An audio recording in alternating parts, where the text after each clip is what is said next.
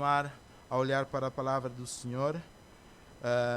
Na primeira parte nós estivemos a ver, então, no livro, ou na carta aos Colossenses, e o irmão Gustavo pode colocar ali o mapa, só para relembrarmos um pouco da posição da igreja. Nós então estávamos a falar sobre a divindade do nosso Senhor Jesus Cristo. Nós vimos então que Paulo escreve esta carta da prisão de Roma em 62 depois de Cristo para esses irmãos. Talvez falando ou recebendo as indicações ou o que estava a passar na igreja por Epáfras, que foi um crente que se converteu durante o ministério de Paulo na sua terceira viagem, e então relatou a Paulo o que estava a acontecer na igreja em Colossos. Então Paulo, sobre a direção do Espírito Santo, escreve esta carta à igreja para fortalecer, para combater a heresia que se estava a perturbar a igreja de Deus ali em Colossenses, no seio dos Colossenses. Então Paulo escreve para também fortalecer e firmá-los na verdade. E nesta carta Paulo, principalmente aqui neste primeiro capítulo, ele nos leva mais perto da pessoa de Cristo. Ele leva esses irmãos para verem realmente quem Jesus é verdadeiramente. Então é isso também que ele vai causar em nós. Ele vai nos levar mais perto da pessoa de Jesus, e nisso também nós percebemos a sua supremacia sobre tudo, a sua soberania sobre tudo e todos. Como referi na primeira parte, para alguns esta passagem de Colossenses no capítulo 1, ela é a passagem que expressa de forma mais clara a obra e o Senhor Jesus, a obra de Cristo e o seu senhorio, a sua divindade em toda a Escritura. Eu vou então convidar os irmãos a lermos outra vez esta passagem, Colossenses capítulo 1, vamos ler do versículo 1 ao versículo 13, melhor dizendo, ao versículo 20. Diz assim a palavra do Senhor: e nos resgatou do poder das trevas e nos transportou para o reino do Filho do seu amor, em quem temos a redenção e o perdão dos pecados, o qual é a imagem do Deus invisível, o primogênito de toda a criação. Pois todas as coisas foram criadas nele, nos céus e na terra, as que se veem e as invisíveis, sejam tronos, sejam dominações, sejam principados, sejam potestades. Tudo foi criado por ele e para ele.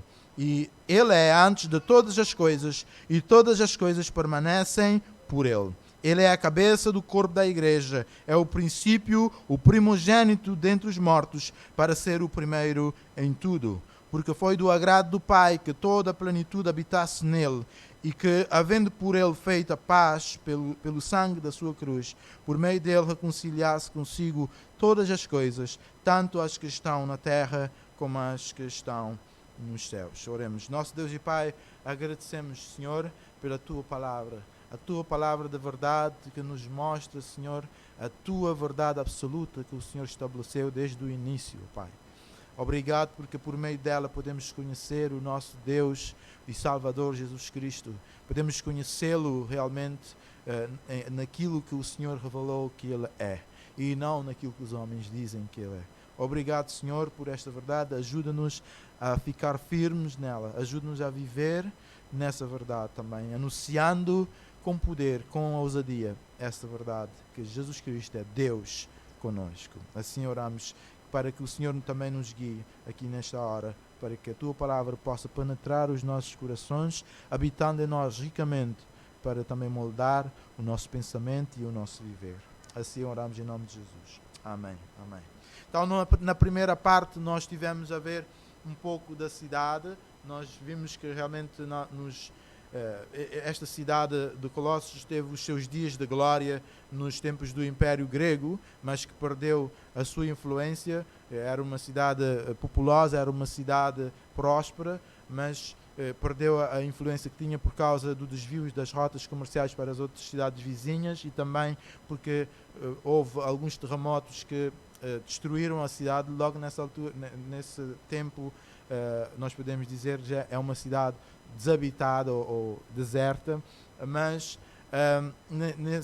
nessa altura de Paulo tinha lá então esta igreja em Colossos, para quem Paulo escreve, porque eles estavam a passar por um momento difícil, eles estavam a sofrer perseguição, a sofrer por causa da heresia que estava a se infiltrar no seio da igreja. Então Paulo escreve para combater esta heresia, para mostrar realmente quem Jesus Cristo é. Ele diz que ele mostra que Jesus não é o que os falsos mestres estavam a dizer que ele é. Jesus não é uma simples ou de muitas emanações de Deus, como eles estavam a afirmar. Ele não é um espírito criado, ele não é um anjo. E também podemos dizer hoje, diante desta verdade, que Jesus Cristo também não é o que muita gente anda por aí a dizer que ele é. Jesus Cristo é o que ele é. Jesus Cristo é exatamente e muito mais, mas é o que Paulo vai nos dizer aqui nesta passagem que ele é. Por isso hoje colocamos quem Jesus é verdadeiramente. É o que a palavra de Deus nos mostra, nos responde, quem ele é verdadeiramente. Na primeira parte nós vimos que ele, Jesus Cristo, é o soberano Senhor da salvação. Ele é o soberano Senhor da salvação. Por meio dele, Deus nos resgatou do poder das trevas. Ele nos resgatou e nos perdoou em Cristo. Nele nós temos o perdão de todos os nossos pecados e só Ele realmente é quem pode perdoar, porque só Ele tem a autoridade para perdoar o pecado dos homens. E Ele está mesmo colocado acima e pode salvar-nos, porque Ele realizou uma obra cabal, uma obra completa na cruz do Calvário para nos resgatar do poder das trevas. E por isso Ele é o soberano da salvação. Também vimos que Ele é o Deus, é o soberano Deus, é o Deus, a imagem do Deus invisível. Ele não é um espírito criado, Ele não foi, Ele não é e nunca vai ser um ser inferior a Deus, como ensinavam esses falsos mestres e como muitos nos nossos dias também ensinam, como os testemunhas de Jeová. Eles não acreditam que Jesus Cristo é Deus, não é? E mesmo estando lá na Bíblia, eles negam, lendo, mas o Deus deste século tem cegado o entendimento para que não percebam esta verdade absoluta, estabelecida por Cristo, por Deus, desde a eternidade. Porque Ele é assim desde a eternidade. É o soberano, está acima de tudo e de todos, porque Ele é Deus. Também em seguida nós vimos que Ele é o soberano Senhor da criação e vamos continuar neste ponto de que Jesus Cristo é o soberano de toda a criação. Aqui no versículo 15, na segunda parte, ele diz que ele é o primogênito de toda a criação. Vimos que primogênito não é, ele é o primogênito não no sentido de que ele foi o primeiro a ser criado, mas sim está a referir a sua preeminência, a sua autoridade, o seu poder dele reger como um rei, como um chefe sobre todas as coisas. E vimos que ele é o soberano da criação porque primeiro ele criou todas as coisas. Todas as coisas foram criadas nele, por meio dele e para ele. Tudo foi criado para a sua glória, para dar glória ao soberano Criador. E ele, desde o princípio, estava lá na criação e criou-nos a nós, que é realmente... nós, até muitos dizem coroa da criação de Deus, mas nós também, criaturas, fazemos parte dessa criação de Deus. Criou a nós, criou os anjos, criou todos os seres que existem na terra e nos céus. As coisas visíveis e as invisíveis. Tudo foi mesmo criado por Ele e para Ele. Mas, além de Ele criar tudo por Ele e para Ele, também, aqui na palavra de Deus, no versículo 17, onde ficamos, Ele nos diz o seguinte, que Ele é antes de todas as coisas e todas as coisas permanecem por Ele. Então, Ele é o Criador de todas as coisas porque Ele é o soberano sobre todas as coisas porque criou todas as coisas, mas também porque tudo permanece por Ele. Ou seja, Jesus Cristo é quem sustenta toda a criação. E nisso também Paulo está a mostrar a sua divindade. Porque Ele é o Deus que controla tudo. sendo Ele antes de todas as coisas, sendo Ele eterno, não apenas criou, mas tem tudo nas suas mãos. Eu gosto de ler Jó, naquela parte final, onde Deus fala com Jó, que ele mostra, onde estavas tu quando eu media todas essas coisas na minha mão? Onde estavas tu quando eu tinha tudo? Jesus Cristo estava lá, na criação. Jesus Cristo ainda controla todas as coisas. Ele não é um criador ausente, como afirmam alguns. Ele não criou tudo e abandonou tudo à sua própria sorte. E tampouco deixou a permanência das coisas ou o domínio das coisas nas mãos dos seres angelicais, dos seres criados, nem mesmo dos homens, porque senão nada do que existe estava ainda aqui a permanecer. Portanto, é Ele que tem tudo, que sustenta tudo na sua soberana mão. Ele está presente na sua criação. Ele está a controlar, Ele está a guiar, Ele está também a definir e a estabelecer o curso de todas as coisas. A dita verdade que os falsos mestres de Colossos defendiam, que transmitia a ideia que o universo era controlado pelos seres angelicais que governavam os corpos celestes, que governavam os planetas, as galáxias, esse controlo também tinha a ideia que os planetas também exerciam algum poder para com a vida do homem aqui nesta Terra, que segundo eles os planetas é que também dão o destino dos homens, para verem que essa conversa do alinhamento dos astros, como gosta de gozar o Davi, não é coisa dos nossos dias, né? Os astros têm que estar todos alinhados. Essa conversa do horóscopo, dos signos, dessas coisas, tudo conversas vindas ou assuntos vindos do coração de Satanás. E podemos ver que não, são coisas que não são de agora. Estava lá no seio a perturbar a igreja de Colossos. Estavam lá a tentar desviar os irmãos da verdade. Porque realmente é isso que Satanás quer fazer. Ele é mentiroso, ele quer confundir, ele quer enganar os filhos de Deus, ele quer nos afastar de conhecer o verdadeiro Deus. E quando ele traz esses ensinos para confundir os crentes, ele quer nos afastar de conhecer o verdadeiro Deus, porque ele sabe que conhecendo o verdadeiro Deus é que o homem consegue ser liberto do seu poder que está sobre o homem perdido. Então, a palavra de Cristo mostra que Jesus Cristo sustenta, Jesus Cristo tem o domínio das coisas, Ele controla tudo nas suas mãos. Não é os seres celestiais que controlam, é Cristo quem sustenta. É Ele que, diz aqui a palavra, Ele é antes de todas as coisas e todas as coisas permanecem por Ele. Todas as coisas permanecem por Ele. E, embora tenha Ele hoje um corpo físico, isso não quer dizer que Jesus Cristo é limitado, ou seja, não limita Cristo só num lugar.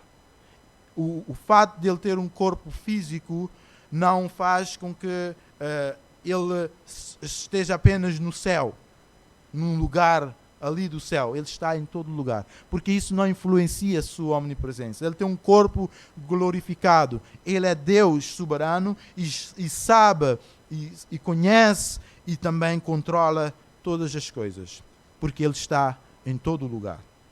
Ele é quem tem em suas mãos a minha vida, a tua vida, o céu, a terra, os planetas, o universo, os anjos. Estamos todos debaixo da sua soberana mão, porque Ele está a sustentar todas as coisas. Todas as coisas permanecem por Ele.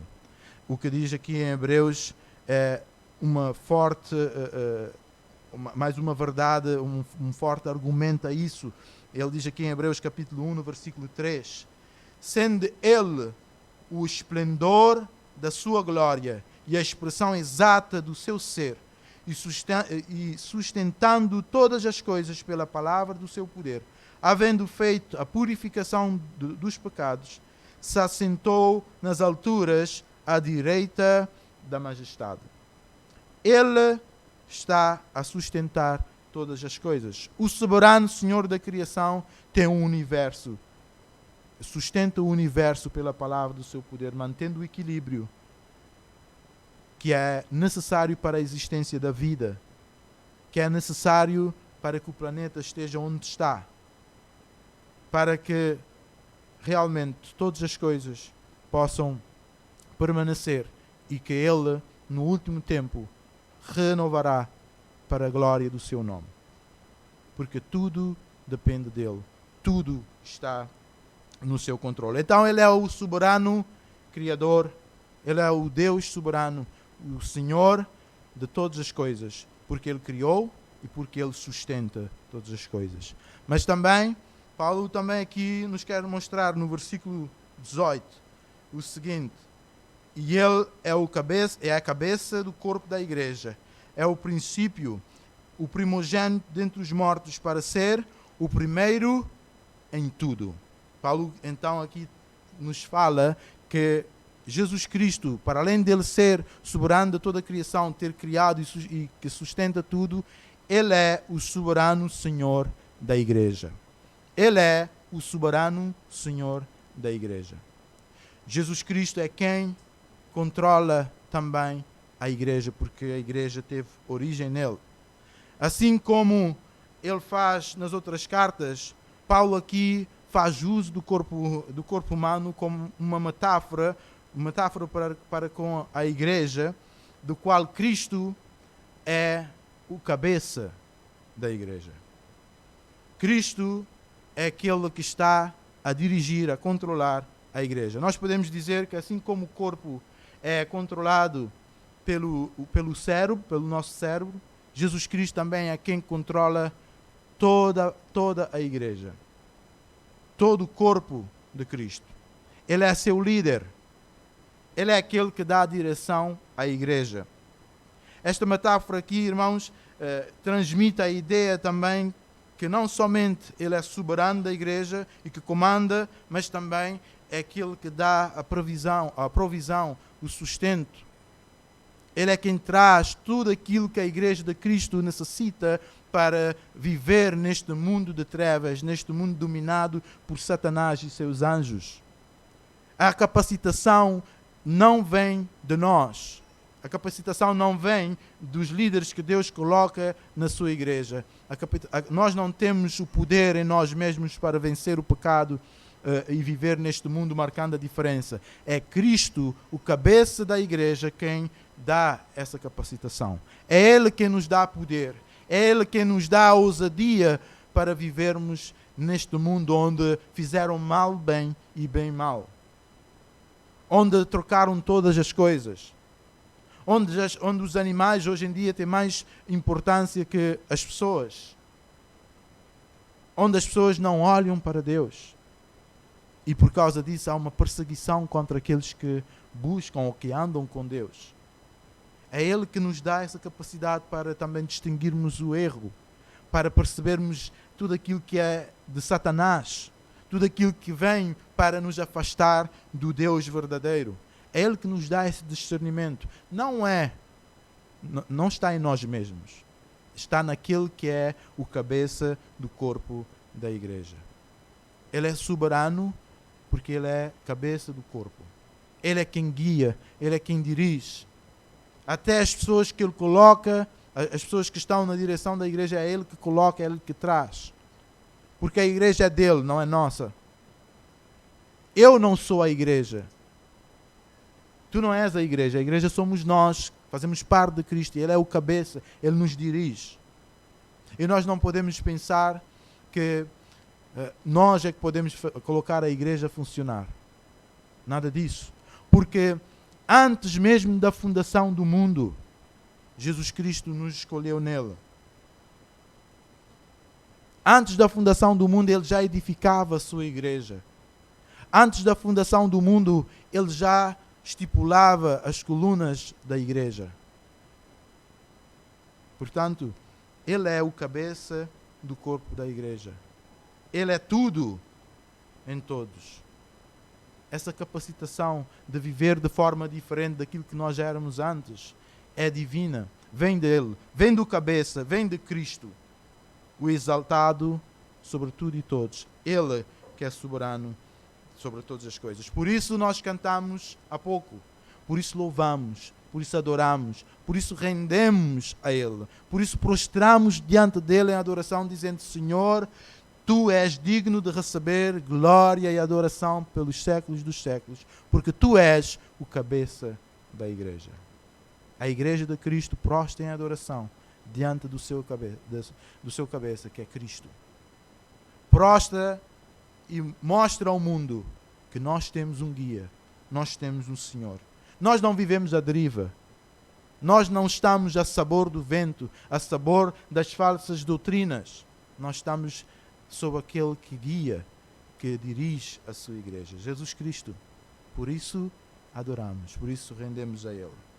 Para além de Ele ser o cabeça da igreja, diz aqui também no versículo 18, que é o princípio, o primogênito dentre os mortos, para ser o primeiro em tudo. É o princípio, o primogênito dentre os mortos, para ser o primeiro em tudo. Neste contexto, o princípio aqui não está a referir necessariamente ao início do mundo, como pode parecer à primeira vista. Neste contexto, diz respeito tanto à fonte como à preeminência também. E podemos ir diretamente para o grego, podemos perceber que no grego esta palavra princípio também pode ter o significado da origem. A igreja teve a origem no Senhor Jesus Cristo. Ele nos escolheu nele antes da fundação do mundo para sermos santos, sem mancha, na presença dele em amor. O apóstolo aqui nos lembra que Cristo concedeu vida à igreja por meio da sua morte e a sua ressurreição. Ele concedeu-nos vida, resgatou-nos do poder das trevas para a luz, resgatou-nos da morte para a vida, para podermos experimentar aquilo que é a vida abundante que está em Deus. E aqui diz, a sua ressurreição fez toda a diferença. Mostra que ele é como destaca aqui, o primogênito dentre os mortos, para ser o primeiro em tudo. Ao dizer isso, Paulo está a dizer que Cristo é o primogênito dentre os mortos, e indica que essa morte de Jesus Cristo e essa ressurreição inaugurou uma nova era, uma nova criação. Por isso ele diz que se alguém está em Cristo, é uma nova criatura. Eis que tudo, as coisas antigas se passaram, eis que tudo se fez novo. Não é? Essa nova criação, essa ressurreição inaugurou essa nova criação. Em Cristo nós somos novas criaturas, somos novo homem. Aquilo que nós éramos antes deixamos de ser, para sermos aquilo que Cristo nos chamou, nos restabeleceu aquilo que era a criação, ou aquilo que era o homem inicial. Ainda sabemos que não está completo, mas ele inaugurou aquilo que é a nova era, o novo homem, a nova humanidade. A ressurreição de Jesus Cristo era anunciada desde dos antigos, desde os profetas, como leu aqui o pastor, textos que falavam dele, textos que falavam dessa ressurreição, da ressurreição que ia marcar realmente essa nova criação. Podemos ler em Atos, no capítulo 2, no versículo 29.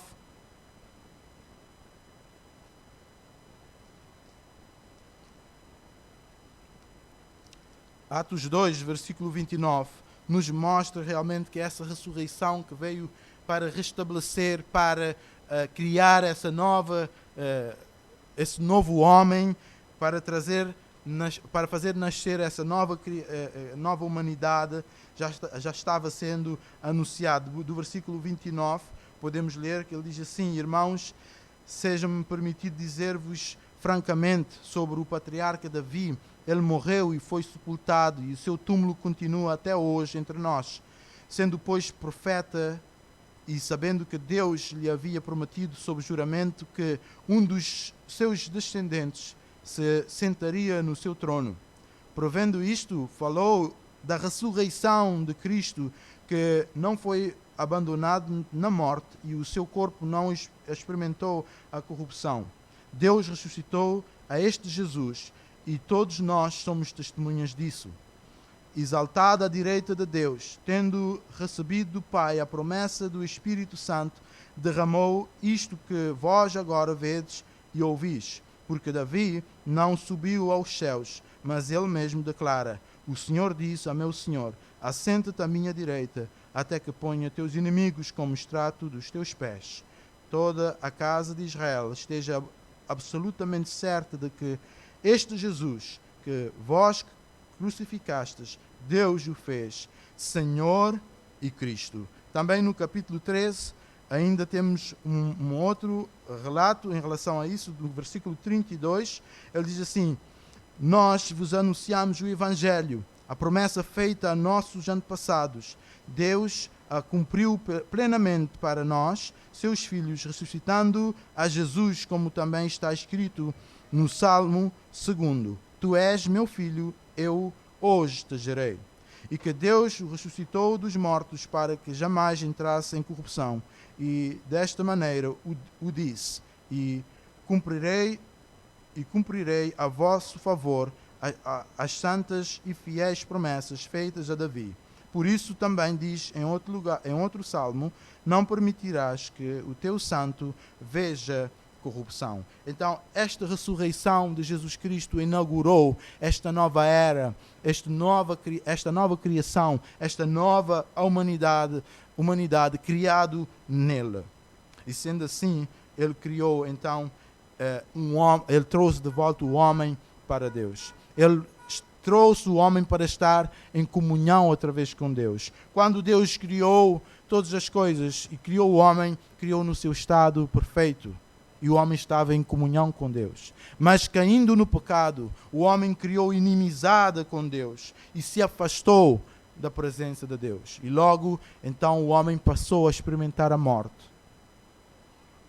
E assim podemos dizer que foi a humanidade criada em Adão, que vivia ou que vive para a morte, para morrer. Mas em Cristo, que inaugurou essa nova era, essa nova criação, nele nós também seremos ressuscitados e seremos uma nova humanidade.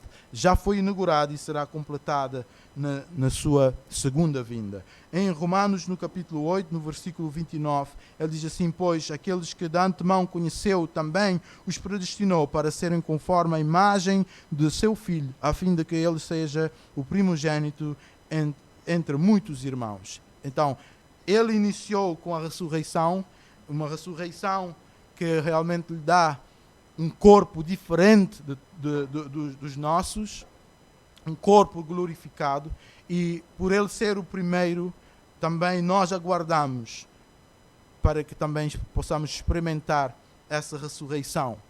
E nós cremos na ressurreição, como cantamos. Cremos também que teremos esse corpo. Ele diz aqui que ele é o primogênito de muitos irmãos. Ele antecedeu, ele foi o primeiro para que depois também possamos experimentar essa ressurreição quando ele voltar na sua glória.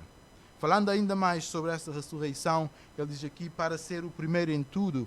Não quer dizer que antes de Jesus, antes da sua ressurreição, não houve ninguém que se levantou dos mortos.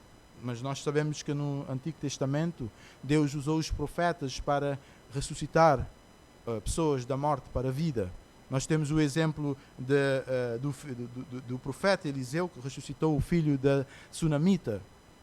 Mas aqui a diferença que é clara é que todas essas pessoas que foram ressuscitadas dos mortos, todas essas pessoas voltaram a morrer. Não houve ninguém que permaneceu. Mas com Cristo é diferente. É diferente, porque quando ele levantou dos mortos, ele levantou com um corpo revestido da imortalidade, com um corpo revestido da incorruptibilidade, com um corpo glorificado. Logo, a sua ressurreição é em todo sentido diferente de todos os outros. Até agora, até na altura e até agora, nunca houve algo parecido, algo igual ao que aconteceu.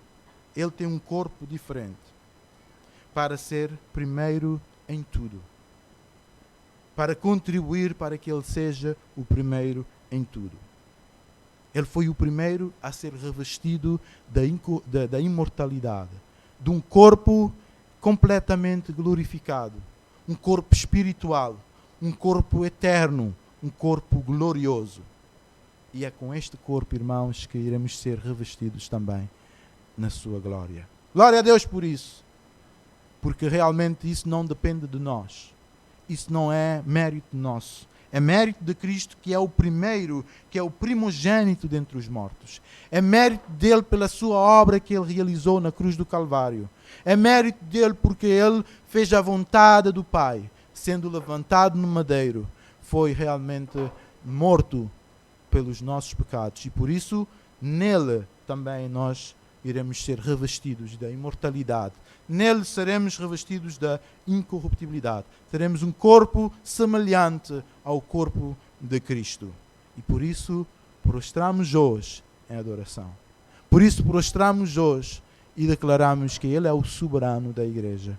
Ele é o soberano da igreja, é o corpo, é a cabeça do corpo. Ele é quem nos guia. Ele é o primeiro que morreu, que ressuscitou para nos revestir também desse corpo glorificado, deste corpo incorruptível. Também Paulo continua a falar aqui na palavra deste capítulo 1 de Colossenses. Ele diz então, para além de ser o soberano da igreja, ele também é aquele que restabeleceu todas as coisas, porque ele é o soberano reconciliador, em quem habita toda a plenitude. O último ponto que podemos ver, ele é o soberano reconciliador, porque nele habita toda a plenitude.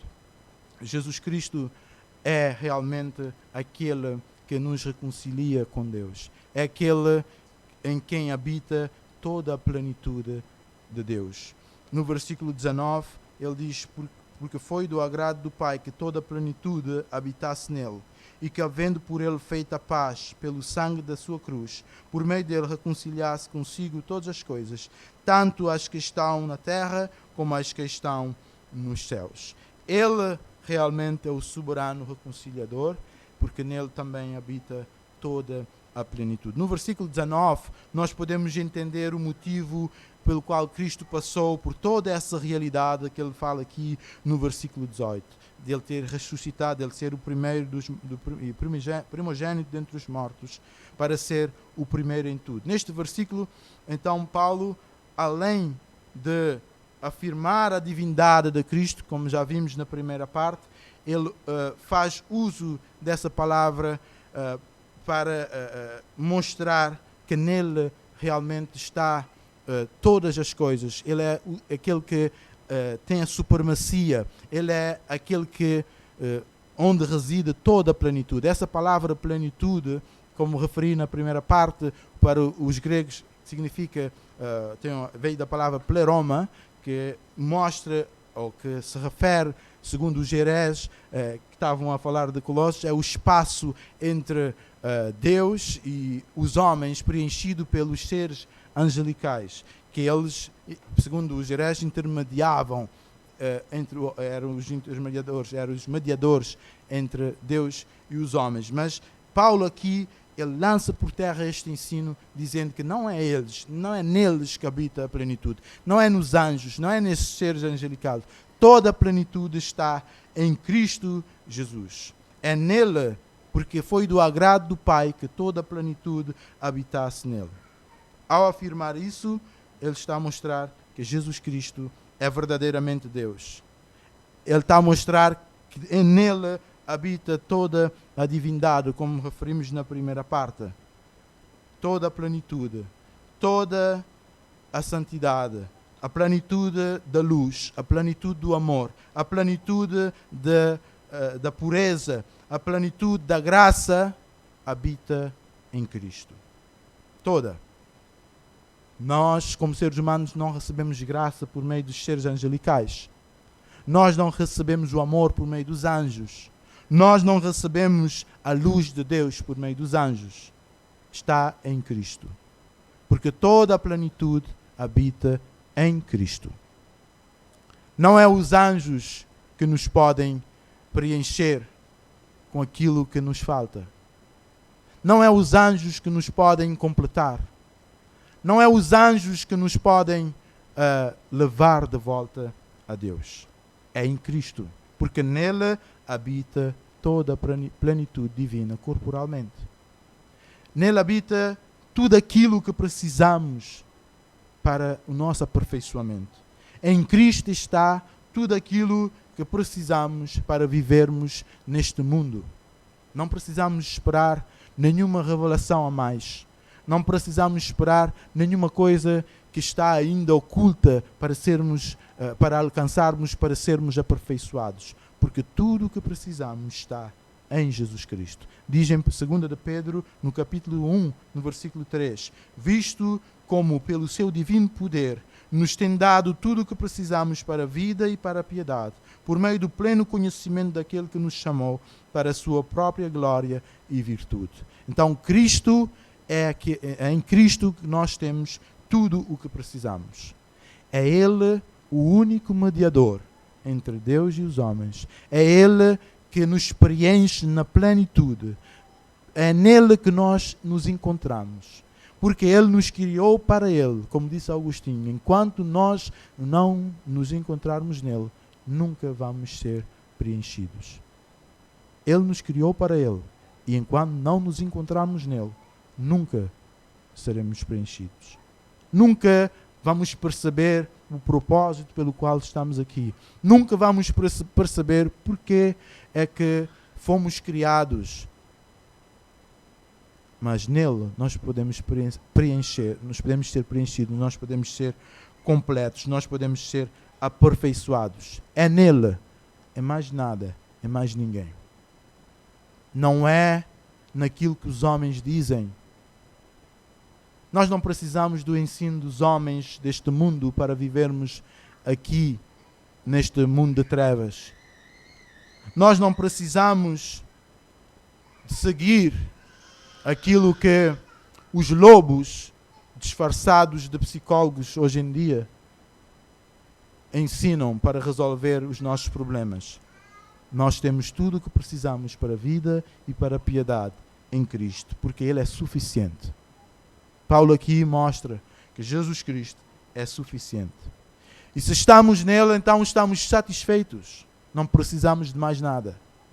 Paulo queria dizer a esses irmãos que, estando em Cristo, eles não precisavam de nenhuma verdade, nenhuma última revelação. Eles não precisavam de nenhuma outra coisa que estava guardado pelos guardiões hereges de Colossos. Eles tinham tudo em Jesus Cristo. E nós também temos tudo nele. Estamos satisfeitos. Em Cristo temos tudo o que precisamos. Tudo. Não nos falta nada. Agora, não somente foi do agrado do Pai que a plenitude habitasse nele, como também foi do agrado do Pai que Ele fosse o reconciliador de todas as coisas. Tanto as coisas que estão no céu, como as coisas que estão na terra. Ele diz aqui no versículo 20. Ao afirmar que, havendo por Ele feito a paz pelo sangue da cruz, por meio dele reconciliar-se consigo todas as coisas, tanto as que estão na terra como nos céus, Paulo está aqui a atacar diretamente a heresia de Colossos, porque eles não valorizavam aquilo que é a matéria. Para eles, Deus é bom, mas aquilo que era matéria é mau.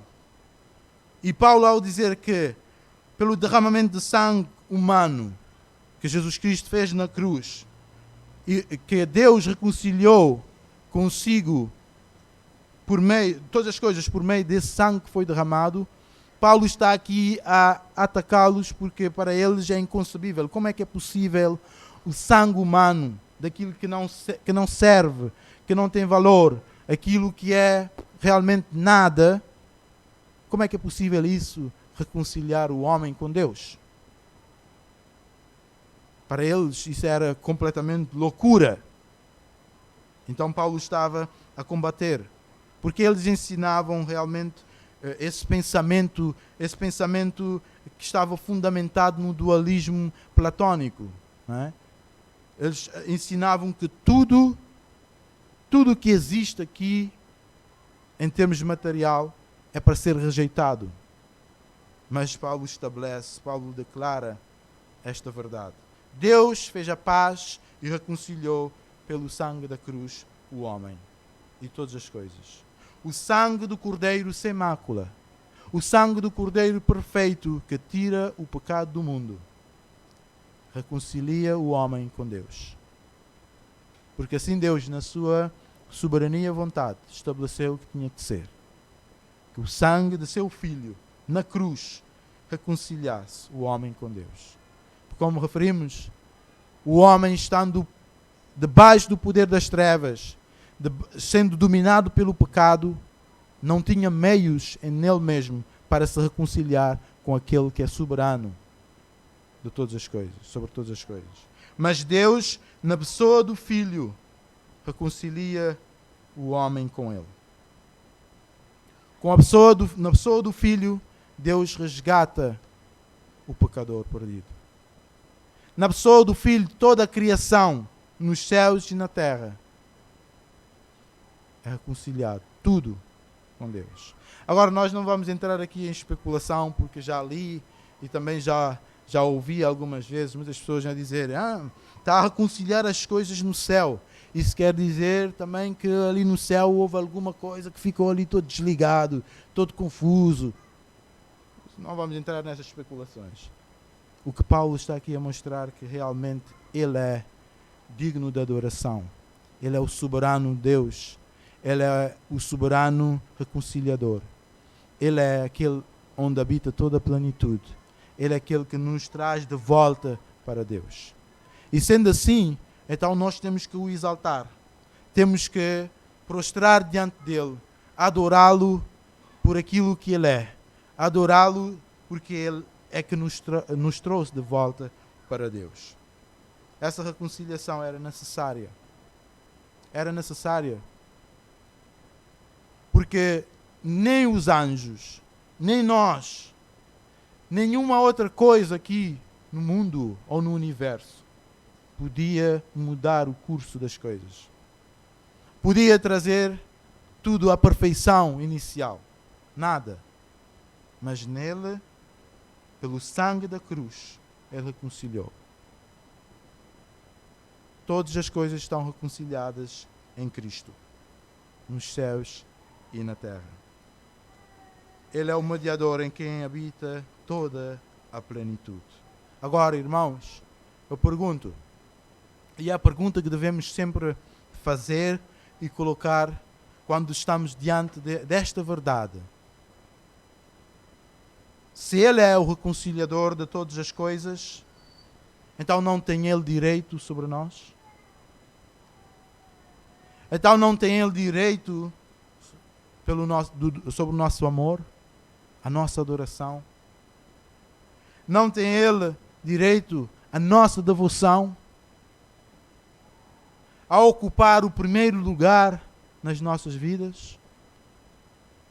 Não tem ele direito de ser o Senhor e ser aquele que é prioridade nas nossas vidas? Olha, irmãos, muitas vezes nós andamos ocupados com tantas coisas nesta vida. Perdemos tempo com tantas coisas nesta vida. E esquecemos que estamos aqui por um pouco de tempo. E por um pouco de tempo passamos. E esquecemos até mesmo daquele que nos reconcilia com Deus. Isso para nós que queremos. Esquecemos que temos que viver para Ele. Esquecemos que Ele nos deu a sua vida para vivermos neste mundo para a glória de Deus. Ocupamos com tantas coisas. Desgastamos com o trabalho. Desgastamos com os relacionamentos. Desgastamos em suprir os nossos desejos. E esquecemos que Jesus Cristo é quem deve ocupar o primeiro lugar. É Ele que deve ser prioridade nas nossas vidas. Um dia, quando estivermos diante dEle, com o corpo glorificado que Ele nos vai dar pelos seus méritos, Ele vai nos cobrar. Ele vai nos cobrar da forma como vivemos. Se demos prioridade a Ele. Se vivemos para nós neste mundo. Se gastamos a nossa vida suprindo os nossos desejos. O viver, irmãos, é Cristo. O viver deve ser para Ele, porque Ele é que nos reconciliou. É Ele é que nos buscou. É Ele é que nos resgatou da maneira vazia de viver. Eu lembro-me sempre de quem eu era antes. Lá na minha zona em Cabo Verde, os meus amigos, os vizinhos chamavam-me de um demoninho, um demónio em miniatura. Porque eu era terrível. Mas graças a Deus pela misericórdia que me alcançou. Graças a Deus porque Ele me resgatou. E eu entendo então que a minha vida deve ser hoje só para Ele. O viver é Cristo. Deve ser para esse Deus soberano. Esse Deus que me reconciliou com o Pai, com Deus. Ele que te reconciliou. A tua vida já não é mais para ti. Anteriormente nós pertencíamos a Ele como criaturas. Porque Ele criou todas as coisas por Ele e para Ele. Inevitável. Tudo o que foi criado é dele. Mas sabem, irmãos, privilégio grande é reconhecer também que hoje também pertencemos a Ele porque Ele nos reconciliou. Deus reconciliou todas as coisas por meio de Cristo. E então pertencemos a Ele duas vezes. Porque nos criou e porque nos reconciliou. Como não viver para Ele? Como não dedicar a minha vida a Ele? Como não reconheceres que Ele deve ser o primeiro na tua vida? Para de viver para as coisas desta vida, porque tudo neste mundo vai passar. É por um pouco de tempo. Vive para Deus, porque tudo o que nós fazemos aqui toca um acorde que vai ressoar na eternidade. E lá, realmente, quando chegarmos na sua presença, se vivermos aqui neste mundo para Ele, Ele vai reconhecer, Ele vai dizer, servo bom e fiel. Cristo Jesus nos reconciliou com Ele, com Deus. Vivamos para esse Deus soberano. Todas as coisas foram reconciliadas por Ele. E um dia nós realmente vamos estar, e de certeza que nós temos que pensar nisso e aguardar com grande expectativa aquele dia em que vamos estar nos novos céus e na nova terra. Vamos estar para toda a eternidade cantando os seus louvores, proclamando a sua glória no sentido de dizer que Ele é quem é glorioso e quem recebe toda a glória e honra pelos séculos dos séculos. Jesus Cristo é o soberano da igreja, Ele é o soberano reconciliador. Ele é quem merece toda a nossa devoção. Ele é quem merece toda a nossa entrega, a nossa rendição. Algumas considerações aqui, irmãos. Tendo em mente tudo aquilo que nós vimos nesta manhã. Que Ele é o soberano Senhor da salvação. Que Ele é o soberano Senhor Deus. Que Ele é o soberano Senhor da criação. Ele é o soberano Senhor da igreja. Ele é o soberano reconciliador em quem habita toda a plenitude. Paulo quer nos mostrar quem Jesus é verdadeiramente com tudo isso. A Bíblia é muito clara e não permite uma outra interpretação de Jesus Cristo, de que Jesus Cristo é exatamente aquilo que a Bíblia revela que Ele é. Não é o que as pessoas, não é o que os homens neste mundo dizem que Ele é. É o que a Bíblia diz que Ele é. E nós se vivemos nessa verdade, se permanecemos nessa verdade de que Ele é Deus que nos salvou, que nos resgatou, então estamos salvos nele. Do contrário, estás perdido. Estás perdido. É impossível ser salvo sem reconhecer que Jesus Cristo é Deus. Agora aqui também nesta passagem, e tendo em mente aquilo que era a heresia de Colossos, nós podemos ver que proclamar que Jesus Cristo é verdadeiramente Deus é um remédio para combater os falsos mestres. Ele é um remédio para combater os falsos mestres. E nós proclamamos essa verdade para todos. Proclamamos que realmente Ele é o único Deus. Ele não é um ser inferior. Ele não é uma criação. Ele não é um anjo. Ele é Deus. E os falsos mestres, como dizem os brasileiros, os falsos mestres piram com isso, né? Ficam malucos. Assim como esses de Colossos, que não admitiam, hoje muitos também não admitam esta verdade. Esta verdade que foi estabelecida por Deus. Agora, especialmente para ti também, que ainda não tens este Salvador. O Senhor Jesus, que é o soberano da salvação. Para chegar à salvação, não precisas sacrificar o teu salário, não precisas sacrificar os teus bens nas ditas campanhas que andam por aí. A salvação está completa em Cristo.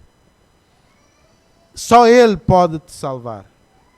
E não precisas comprar nada, não precisas fazer nada. É crer nele. Muitas pessoas pensam que por ser boas pessoas é suficiente para serem salvos no final. Mas a verdade é que todos estão debaixo do pecado e todos são miseráveis pecadores perdidos. Mas em Cristo nós temos a salvação porque Ele realizou a obra redentora na cruz de forma cabal, uma vez para sempre. E nele, se cremos nele, temos a reconciliação com Deus. A salvação das nossas almas que pertence a Jesus Cristo. Mais ninguém. Irmãos, assim como os Colossos hoje também, mesmo no seio da igreja cristã, nós temos muitos que talvez até de forma tão declarada eles não dizem, mas pelos seus escritos, pelos seus pensamentos, eles deixam claro que não acreditam na divindade de Jesus. Eu já li livros por aí que só falam de Jesus Cristo como aquele que é inteligente. Vocês já viram o livro de Augusto Cury, um psicólogo brasileiro? Isso é lixo, é rejeitar, estar fora. Aquele que é inteligente. Jesus Cristo é muito mais do que isso. Dizer que Jesus Cristo é só o inteligente é dizer que Jesus Cristo não é Deus. Temos que apresentar Jesus como Ele é. Então, estejamos atentos e cheios da palavra da verdade para podermos identificar todo aquele ensino que é do erro, todo aquele ensino que vem para desviarmos de conhecer o verdadeiro Deus. Porque o objetivo de Paulo aqui era mostrar quem é Jesus Cristo verdadeiramente, o Deus conosco. E nós temos que ter aqui em mente também essas verdades para podermos identificar esses falsos mestres e rejeitar completamente os seus ensinos. Jesus Cristo é Deus. Jesus Cristo é o soberano. Irmãos, para terminar, com essas verdades, o apóstolo Paulo mostra que Jesus Cristo é sem igual, no sentido, na esfera humana, na criação. Não é nada do que os falsos mestres diziam, nem nada do que os homens que não conhecem a Deus dizem que Ele é. Ele é o que Ele é.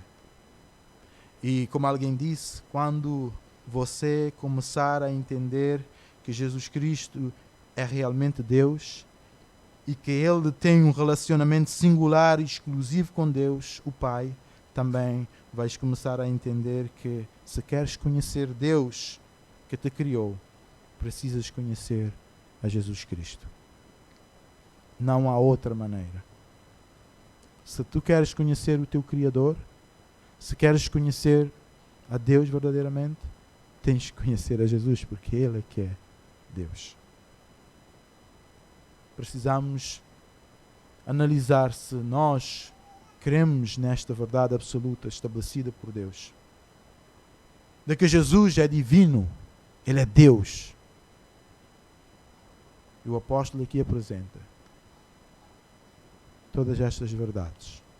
O soberano Senhor da salvação, o soberano Deus, o soberano sobre toda a criação, o soberano Senhor da igreja, o soberano reconciliador de toda e em quem tem toda a plenitude.